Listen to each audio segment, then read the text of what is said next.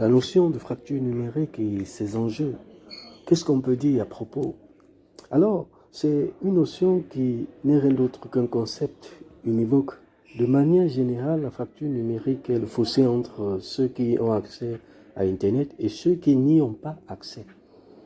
Or, la fracture numérique est multiforme également et comprend de nombreuses facettes telles que l'accès aux outils numériques, y compris Internet, le caractère abordable, la qualité et la pertinence. Comme l'a écrit Michel Kender, la fracture numérique n'est pas binaire. Les disparités en matière d'accès à Internet sont notamment dues aux facteurs suivants. La disponibilité, dans un premier temps. Existe-t-il un accès à Internet dans toutes les régions du pays? Existe-t-il un point de connexion à Internet à proximité des différentes communes, municipalités? Si oui, ceci n'est que la première étape. L'accessibilité financière en est la deuxième étape.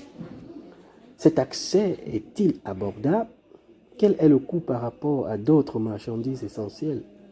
Quel pourcentage du revenu des personnes en situation de précarité sont orientés ou alors consacrés à des services numériques? La qualité du service en est la troisième étape.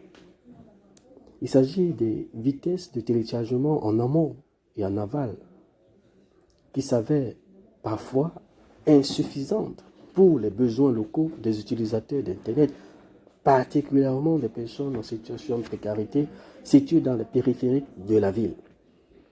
Nous avons également la pertinence. Une communauté connectée dispose-t-elle des compétences et des technologies nécessaires? La communauté comprend-elle et s'intéresse-t-elle à la pertinence de l'accès à Internet? Existe-t-il des applications mobiles disponibles localement? Existe-t-il un contenu dans la langue locale et pertinent pour les personnes de la communauté, en l'occurrence des personnes en situation de handicap?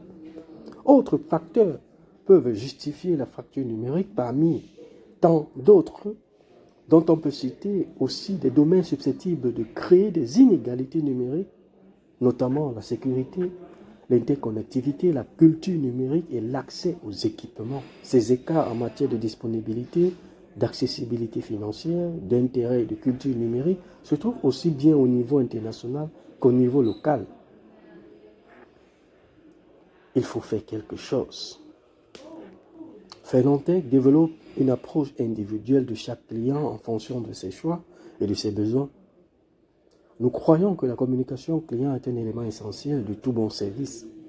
Nous offrons des solutions à main sur mesure et adaptées à tout client. Nous veillons sur les états de fonctionnement et de dysfonctionnement des parcs informatiques. Fernantech a démarré sa micro-entreprise il y a quelques années, aujourd'hui, avec un seul principe en tête. Chaque personne mérite des services technologiques de qualité supérieure à un prix équitable. Chez Fernantech, le client, c'est le chef.